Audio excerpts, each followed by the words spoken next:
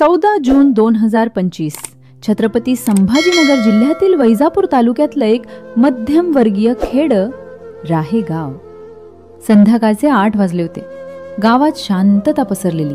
कुठे घराच्या बाहेर दिवे लागलेले तर कुठे अंगणात झोपायला अंथरूण पसरले जात होते। त्या घरात शेलार कुटुंबात एकदम साधं सामान्यचं आयुष्य चालू होतं। चांगदेव शेलार 59 वर्षाचा पोस्टमन नुकताच पंढरपूरहून घरी परतला होता। पत्नी अनिता शेलार 55 वर्षाची अंगणवाडीत काम करणारी। ती घरकामात गुंग होती। दोघांनी रात्री एकत्र जेवण केलं। घरातली दुसरी खोली तिथं त्यांची सून मीना आणि 3 लहान नातवंड झोपली होती। मुलगा प्रवीण कामानिमित्त गावाबाहेर होता। सगळं शांत। घरात कुठल्याही मोठ्या गोष्टींचा आवाज नाही ना कोणतं भांडण। पण जसं म्हणतात ना, शांततेखाली कधी कधी खूप काही दडलेलं असतं। त्या रात्री काहीतरी घडलं, असं काही ज्यामुळे एका घराची वाटचाल थेट विनाशाकडे झाली। रात्रीचे 12 वाजले असावेत। अनिता आणि चांगदेव यांच्यात कुठल्या तरी गोष्टीवरून बोलाचाली झाली। सुरुवात साधी होती, एखादं वाक्य, एखादा टोमणा। पण जुन्या वादांना, आतल्या असंतोषाला जर कुणी थोडीशी उसळी दिली तर तो वणवा होतो। अगदी तसंच इथे घडलं। चांगदेवचा राग अनावर झाला। तो कोसळला आणि क्षणात त्यानं स्वयंपाकघरातून एक कोयता उचलला। काही न सांगता, काही न बोलता त्या रागाच्या भरात त्याने सरळ अनिताच्या गळ्यावर घाव घातला। 1, 2, 3 त्या खोलीत क्षणात रक्त सांडलं। अनिता जागेवर कोसळली। तिच्या श्वासांचा आवाज थांबला आणि कोयत्यावरून हळूहळू रक्त टिपकायला लागलं। बाजूबाजूच्या खोलीत झोपलेली सून मीना अचानक जागी झाली। काहीतरी विचित्र आवाज, काहीतरी हालचाल। ती धावत समोरच्या खोलीत आली आणि त्या खोलीत दिसलेलं दृश्य तिनं आयुष्यात कधीही विसरू शकणार नाही। तिची सासू अनिता रक्ताच्या थरोड्यात पडलेली आणि सासरा चांगदेव हातात रक्ताने माखलेला कोयता धरून उभा। मीना क्षणभर स्तब्ध।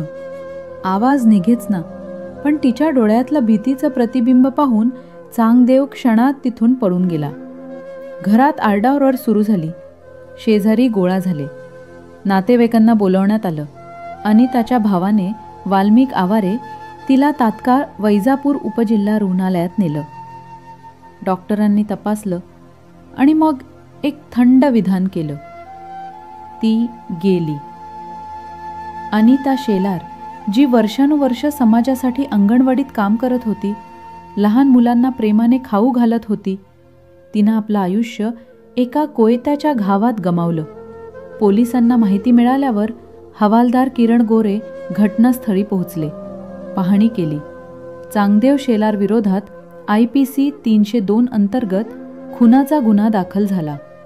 मात्र आरोपी अजूनही फरार होता। त्याच्या शोधासाठी गावभर मोहीम सुरू झाली।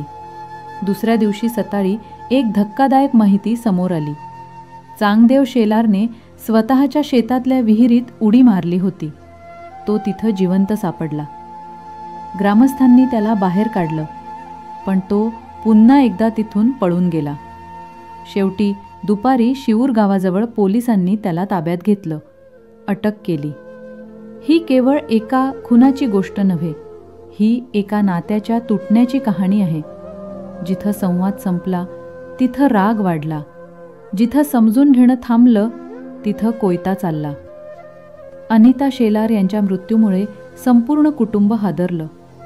सून मीना अजूनही मानसिक धक्क्यात आहे। लहान मुलांनी रक्ताने माखलेली आजी पाहिलेली आहे। त्यांची बालकं ही आता अशांत झाली आहेत। पोलीस तपास सुरू आहे। चांगदेव शेलार सध्या कोठडीत आहे। न्यायालयात काय निर्णय लागेल ते पुढे ठरेल। पण एक गोष्ट ठाम आहे, एका रात्रीचं भांडण, रागाचा एक क्षण आणि त्या एक क्षणात संपूर्ण कुटुंबाचं आयुष्य उद्ध्वस्त झालं। ही कथा आपण विसरू नये, कारण अशा घटना आपल्या आसपासच घडत असतात, फक्त आपण त्या ओळखत नाही।